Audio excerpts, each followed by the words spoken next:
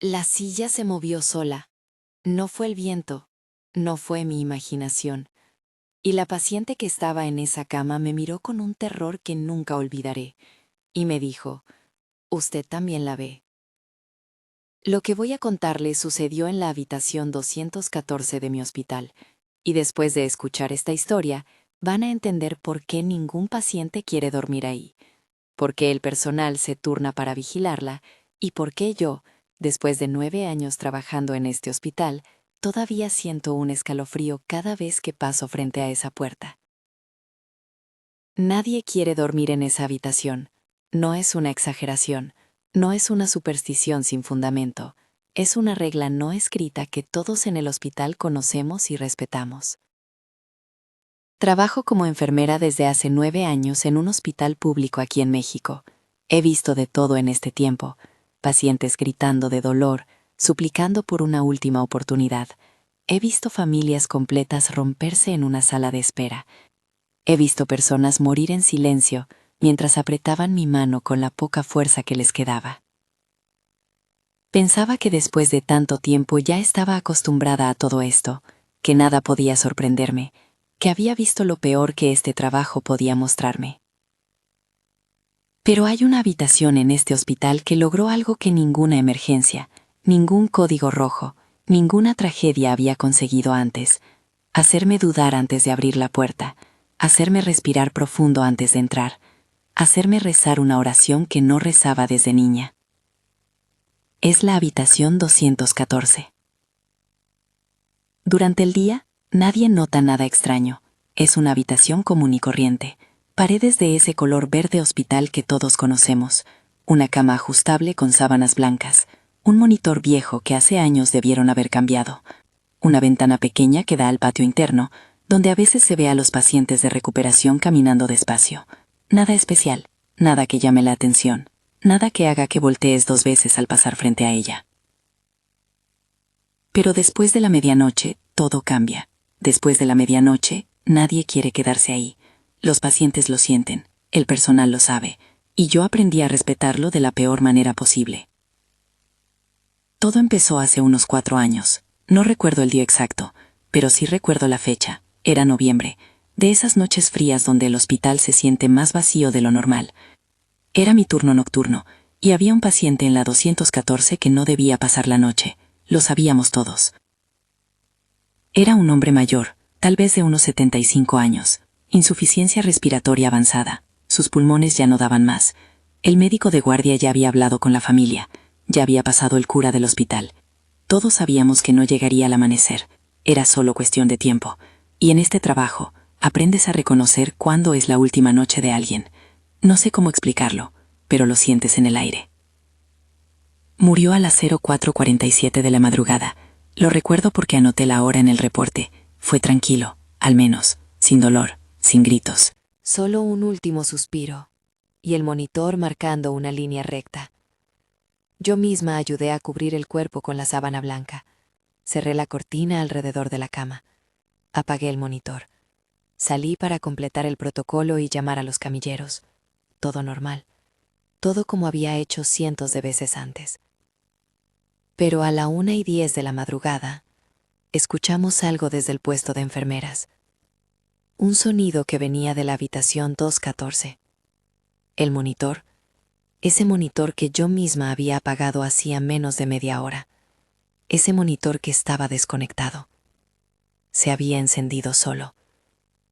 Pensé que tal vez no lo había apagado bien, que en el cansancio había cometido un error. Me levanté y caminé hacia la habitación con mi compañera Rosa, que llevaba más años que yo en el hospital y había visto de todo. Abrimos la puerta.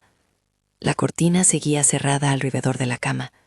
El cuerpo seguía ahí, cubierto, pero el monitor estaba encendido. Y aquí viene lo raro, lo que hizo que Rosa y yo nos miráramos sin decir nada. El monitor no marcaba signos vitales, no marcaba nada que tuviera sentido. Solo emitía un sonido bajo, irregular, arrítmico, como si alguien estuviera tratando de respirar pero no pudiera hacerlo bien. «Es una falla del equipo», dijo Rosa, aunque su voz sonaba menos convencida de lo normal. Desconectamos el monitor. Lo desenchufamos completamente. Lo cambiamos por otro que trajimos del almacén. Revisamos todos los cables. Todo estaba bien. Cerramos la puerta y regresamos al puesto de enfermeras. 20 minutos después, volvió a sonar. Esta vez fue Rosa quien fue a revisar. Regresó más pálida de lo normal. Está apagado, me dijo. El monitor está completamente apagado y desconectado, pero juraría que escuché algo ahí dentro, como si alguien estuviera respirando. Esa noche no volvimos a entrar a la 214. Esperamos a que los camilleros se llevaran el cuerpo a la morgue, y cuando finalmente se lo llevaron, las dos sentimos un alivio que no quisimos comentar en voz alta. Pero esa fue solo la primera noche, porque desde entonces comenzaron las negativas, y no fueron solo una o dos. Fueron docenas. Pacientes que al ver el número 214 en su pulsera de identificación se alteraban. Algunos empezaban a llorar sin explicación. Otros se negaban rotundamente a entrar. Pedían cualquier otra habitación. Decían que preferían dormir en una silla en el pasillo antes que pasar la noche ahí dentro. No puedo quedarme ahí, decían. Hay algo mal con ese cuarto. No estoy solo cuando se apaga la luz. Alguien me está mirando desde la esquina. Al principio lo atribuimos al miedo, a la ansiedad. La mente juega malas pasadas cuando el cuerpo está débil, cuando estás lleno de medicamentos, cuando acabas de pasar por una cirugía. Eso es lo que nos decíamos. Eso es lo que queríamos creer, porque la alternativa era algo que ninguno de nosotros quería considerar. Pero las quejas seguían llegando, y no solo de pacientes mayores o confundidos. También de gente joven, gente lúcida, gente que durante el día estaba perfectamente bien, pero que después de pasar una noche en la 214 salía diferente, con ojeras profundas, con miedo en los ojos, con historias que preferían no contar, pero que se notaba que los habían marcado. El personal empezó a notar un patrón. Las quejas solo ocurrían después de la medianoche, siempre después de las 12, como si esa habitación tuviera un horario, como si algo esperara a que el hospital se quedara en silencio para manifestarse. Y entonces me tocó a mí.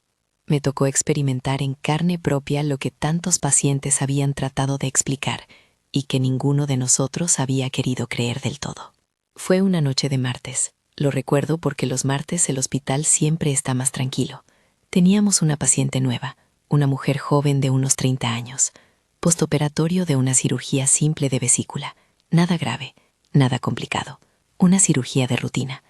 Debía quedarse en observación una noche y al día siguiente ya podría irse a casa. El problema era que la única habitación disponible era la 214.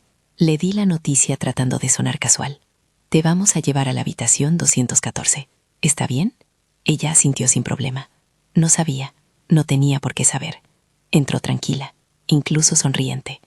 Conversamos un poco mientras le acomodaba la almohada y checaba que el suero estuviera bien conectado. Me contó de su familia, de su trabajo, de sus ganas de salir del hospital. Era una mujer dulce, amable, de esas pacientes que te alegran el turno. Apagué la luz principal, dejando solo la lámpara tenue que está junto a la cama. Le dije que si necesitaba algo solo tenía que presionar el botón. Me sonrió y me dio las gracias. Cerré la puerta y regresé al puesto de enfermeras. Todo estaba tranquilo, demasiado tranquilo, ahora que lo pienso. A las 2 de la madrugada hice mi ronda de revisión. Es protocolo. Cada 2 horas revisamos a los pacientes, checamos signos vitales, nos aseguramos de que todo esté en orden. Llegué a la 214 y abrí la puerta despacio para no despertar a la paciente si estaba dormida. Pero no estaba dormida. La encontré despierta, sentada en la cama, abrazándose los brazos. Temblaba. No del frío, era otro tipo de temblor, el tipo de temblor que viene del miedo profundo. ¿Todo bien?, le pregunté entrando a la habitación. ¿Necesitas algo? ¿Tienes dolor? Ella me miró, y en sus ojos vi algo que me heló la sangre. Un miedo real, un terror genuino. No era el miedo normal de estar en un hospital. No era ansiedad postoperatoria. Era otra cosa. ¿Usted también la siente?, me preguntó con la voz quebrada. En ese momento, antes de que yo pudiera responder, lo sentí. Un frío. Pero no era el frío del aire acondicionado. Era un frío localizado. un frío que parecía venir de un punto específico de la habitación, como si alguien hubiera abierto una ventana invisible dentro del cuarto. Como si una corriente de aire helado estuviera entrando de algún lugar que no existía. ¿Sentir qué?, pregunté, aunque una parte de mí ya sabía que no quería escuchar la respuesta. Ella señaló hacia la esquina de la habitación, hacia la silla que está junto a la ventana, esa silla de plástico verde, donde normalmente los familiares se sientan durante las visitas. A la mujer que se siente ahí, dijo con la voz temblorosa. Cuando usted se va, ella aparece, se siente en esa silla y me mira. No dice nada, solo me mira, y hace tanto frío cuando está aquí. Miré hacia la silla, estaba vacía, completamente vacía, pero juro por lo más sagrado que en ese momento sentí algo, una presencia. No sé cómo explicarlo de otra manera. No vi nada, no escuché nada, pero sentí que no estábamos solas en esa habitación. Le expliqué que era normal sentirse así después de la anestesia, que los medicamentos pueden causar alucinaciones, que el cerebro a veces nos juega trucos cuando estamos en un ambiente desconocido. Le di todas las palabras tranquilizadoras que aprendí en la escuela de enfermería, todas las explicaciones racionales que tenía. Pero mientras hablaba, lo sentí más fuerte. Detrás de mí. Algo estaba detrás de mí. No era una mano tocándome, no era un sonido, era una presencia, como si el aire detrás de mí estuviera ocupado por algo que no podía ver, como si alguien estuviera parado ahí, en silencio, observándonos. Me costó todo mi autocontrol no voltear, no correr, no salir de ahí. La paciente comenzó a llorar, lágrimas silenciosas que le caían por las mejillas. No me dejes sola, me suplicó. Por favor, no me dejes sola con ella. Me quedé ahí más tiempo del habitual. Me senté en la orilla de la cama, le tomé la mano. Hablamos de cosas triviales, de su familia, de sus planes para cuando saliera del hospital, de cualquier cosa que la mantuviera distraída. Pero cada pocos minutos, sus ojos se desviaban hacia esa silla vacía junto a la ventana. Cuando finalmente salí de la habitación, cerré la puerta con cuidado, y no sé por qué, pero antes de irme, miré hacia atrás una última vez a través de la pequeña ventana de la puerta. La silla estaba en su lugar, vacía, todo normal. Regresé al puesto de enfermeras y traté de concentrarme en el papeleo, en los reportes, en cualquier cosa que me distrajera de lo que acababa de sentir en esa habitación. Rosa ya no estaba, era su descanso. Estaba sola en el puesto, y el hospital estaba en ese silencio profundo que solo existe en las madrugadas. A las 3:05 de la mañana, la alarma de la habitación 114 sonó, ese sonido agudo que indica que algo está mal, que un paciente necesita ayuda urgente. Me levanté de un salto y corrí hacia la habitación. El corazón me latía tan fuerte que podía escucharlo en mis oídos. Abrí la puerta de golpe, esperando encontrar a la paciente en problemas, con dolor, con alguna complicación. Pero la paciente estaba dormida, profundamente dormida. Su respiración era tranquila. El monitor mostraba signos vitales normales. Todo estaba bien con ella. Entonces lo vi. La silla. Esa maldita silla junto a la ventana. Ya no estaba en su lugar original. Estaba ligeramente girada, orientada directamente hacia la cama, como si alguien la hubiera movido para sentarse ahí y observar a la paciente dormida, como si alguien hubiera estado sentado ahí hace apenas unos segundos y se hubiera ido justo antes de que yo entrara. Me acerqué a la silla con las piernas temblando. La toqué. Estaba fría, más fría de lo normal, y el asiento tenía una ligera marca, como si alguien hubiera estado sentado ahí durante mucho tiempo, como si el peso de algo o alguien hubiera dejado una impresión en el plástico. Volví a acomodar la silla en su lugar original, apagué la alarma que seguía sonando sin razón aparente, y salí de esa habitación más rápido de lo que me gustaría admitir. Al día siguiente, la paciente fue dada de alta temprano. No dijo mucho, solo que no había dormido bien, que sentía que alguien la había estado vigilando toda la noche. Le resté importancia, le dije que era normal después de una cirugía, pero cuando se fue, vi el alivio en su cara, el alivio de salir de ese hospital, de alejarse de esa habitación. Y esa no fue la última vez. Desde esa noche, los incidentes en la habitación 214 se volvieron más frecuentes, más intensos, más difíciles de ignorar. Otros enfermeros empezaron a reportar cosas. El monitor que se encendía solo, siempre después de medianoche, siempre con ese sonido irregular de respiración. La temperatura que bajaba drásticamente en esa habitación, incluso cuando el aire acondicionado estaba apagado. La silla que aparecía movida cada mañana, sin importar cuántas veces la volviéramos a su lugar. Y los pacientes, Dios, los pacientes, cada uno con la misma historia. La mujer que se sienta en la silla, que no habla, que solo observa, que aparece cuando las luces se apagan, que desaparece cuando alguien más entra a la habitación. Algunos describían más detalles. Decían que era una mujer mayor, con una bata de hospital, con el cabello largo y gris, con ojos que no parpadeaban, que la miraban con una intensidad que les helaba el alma. Hey, una pregunta rápida. ¿Estás viendo este video solo o hay alguien más en la habitación contigo? Porque si estás solo, tal vez quieras dejar la luz encendida después de escuchar lo que viene. Y si hay alguien más contigo, tal vez sea buena idea acercarte un poco más a esa persona, porque lo que sigue es la parte que realmente me quitó el sueño durante meses. Investigamos, claro que investigamos, no somos tontos. No íbamos a quedarnos con los brazos cruzados mientras algo inexplicable estaba sucediendo en nuestro hospital. Revisamos el historial de la habitación 214. Queríamos saber si había pasado algo ahí, algo que explicara todo esto. Y lo que encontramos fue perturbador. La habitación 214 tiene un historial largo y oscuro. En los últimos 20 años, 43 personas habían muerto en esa habitación. 43. Un número desproporcionadamente alto comparado con otras habitaciones del mismo piso. Y no fueron muertes ordinarias. Muchas de ellas fueron inesperadas. Pacientes que no deberían haber muerto, que estaban estables, que tenían buen pronóstico. Pero había una muerte en particular que destacaba. Una muerte que ocurrió hace aproximadamente 5 años. Una paciente de 72 años.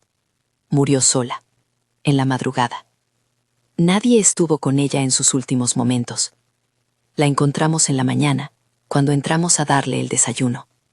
Estaba en la silla, no en la cama. En la silla junto a la ventana, sentada ahí, mirando hacia la cama vacía, como si hubiera estado esperando algo, o alguien. El reporte médico decía que había muerto de un paro cardíaco, pero lo extraño era su posición. ¿Por qué se levantó de la cama? ¿Por qué se sentó en esa silla? ¿Qué estaba mirando? Nadie supo responder esas preguntas. Y después de su muerte, los incidentes en la habitación 214 se intensificaron, como si ella nunca se hubiera ido realmente, como si todavía estuviera ahí, sentada en esa silla, esperando algo que nunca llegó. El personal del turno nocturno empezó a negarse a entrar solos a esa habitación. Siempre iban de 2 en 2, siempre con la puerta abierta, siempre rápido. Nadie quería quedarse más tiempo del necesario ahí dentro. Los pacientes que sobrevivían a una noche en la 214 salían cambiados, con ojeras profundas, con una mirada perdida. Algunos dejaban de hablar de lo que vieron, otros no podían parar de hablar, pero todos coincidían en lo mismo. No estaban solos en esa habitación. Alguien más estaba ahí con ellos, observándolos, esperando. Hubo un paciente, un hombre de unos 40 años, que después de pasar una noche en la 214, me buscó antes de irse. Me agarró del brazo con fuerza. Sus ojos estaban rojos, como si no hubiera dormido en días. Ella me habló, me dijo con la voz temblorosa. La mujer de la silla. Esta vez me habló. ¿Qué te dijo? Le pregunté, aunque no estaba segura de querer saber la respuesta. Dijo que está esperando, que todos están esperando, que esa habitación los recuerda y que nunca se van realmente. No supe qué responderle. Le di unas palmadas en el hombro y le dije que descansara, que ya estaba fuera del hospital, que estaría bien. Pero sus palabras se quedaron conmigo, que todos están esperando. ¿Todos quiénes? Las 43 personas que murieron en esa habitación. Estaban todos ahí todavía, atrapados de alguna manera. La administración del hospital empezó a tomar medidas. Oficialmente, la habitación 214 sigue activa en el sistema. Sigue existiendo en los registros. Pero extraoficialmente, siempre está en mantenimiento. Siempre hay una excusa para no usarla. Un problema con la plomería. Una falla en el sistema eléctrico. Una filtración de agua. Cualquier cosa para evitar poner a un paciente ahí. Y cuando no hay otra opción, cuando el hospital está completamente lleno y no queda más remedio que usar la 214, el personal se turna para vigilarla. Nadie deja a un paciente solo ahí durante la noche. Siempre hay alguien en la habitación, o en el pasillo, justo afuera de la puerta, mirando, esperando, por si acaso. Porque dormir en la habitación 214 no es solo sentir miedo, no es solo ver sombras o escuchar ruidos extraños, es sentir que alguien más está despierto contigo, que alguien te está observando con una intensidad que no es humana, que alguien está esperando, siempre esperando. Y en un hospital, a esa hora de la madrugada, cuando todo está en silencio y los pasillos están vacíos, cuando eres vulnerable y estás solo en una cama sin poder moverte bien, eso es algo que nadie, absolutamente nadie, quiere experimentar. Yo sigo trabajando en ese hospital, 9 años ya, y probablemente siga ahí muchos años más. Pero hay algo que cambió en mí desde esa noche, desde que sentí esa presencia en la habitación 214, desde que vi la silla moverse sola. Ahora cuando paso por el pasillo del segundo piso y llego frente a la puerta de la 214, siempre miro de reojo, siempre camino un poco más rápido y siempre respiro aliviada cuando paso de largo, porque sé que algo permanece ahí, algo que no se fue cuando debió irse, algo que está sentado en esa silla, esperando, observando, recordando. Y la verdad es que no sé qué es peor, si lo que está ahí dentro es la mujer que murió hace 5 años, sola, sentada en esa silla, esperando a alguien que nunca llegó, o si es algo más antiguo, algo que ha estado ahí desde siempre, alimentándose del sufrimiento, del miedo, de las últimas respiraciones de 43 personas que dejaron un pedazo de sí mismas en esa habitación. No tengo las respuestas, y honestamente, no estoy segura de querer tenerlas.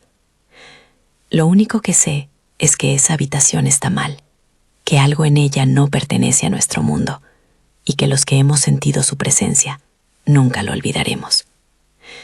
Si alguna vez tienes que quedarte en un hospital, por favor, revisa el número de tu habitación. Y si por casualidad te toca la 214 o cualquier habitación que el personal evite, que los pacientes teman, donde el aire se sienta más pesado de lo normal, pide un cambio. Insiste, no importa lo que te digan, no importa si te hacen sentir exagerado, porque hay lugares en este mundo que guardan más de lo que deberían. Hay espacios que se aferran a las almas que pasaron por ellos, y hay habitaciones, como la 214, donde la línea entre los vivos y los muertos es más delgada de lo que nos gustaría admitir. Esta ha sido mi historia, mi experiencia, y si te ha helado la sangre tanto como a mí me la heló vivirla, te invito a que te suscribas al canal, porque tengo más historias como esta, más experiencias que nunca olvidaré, más noches en ese hospital, que me cambiaron para siempre. Y si te gustan las historias reales de terror, las que no son ficción, las que sucedieron de verdad en hospitales, en lugares abandonados, en casas donde algo no está bien, entonces este es tu canal. Dale like a este video si te gustó, compártelo con alguien que le gusten las historias de terror y déjame en los comentarios, ¿has sentido alguna vez que no estabas solo en una habitación? ¿Has experimentado algo que no puedes explicar? Me encantaría leer tus historias, porque al final, todos tenemos una. Todos hemos sentido en algún momento esa presencia inexplicable, ese escalofrío sin razón, esa sensación de que algo nos está observando desde las sombras. Y tal vez, solo tal vez, no estemos tan locos como pensamos.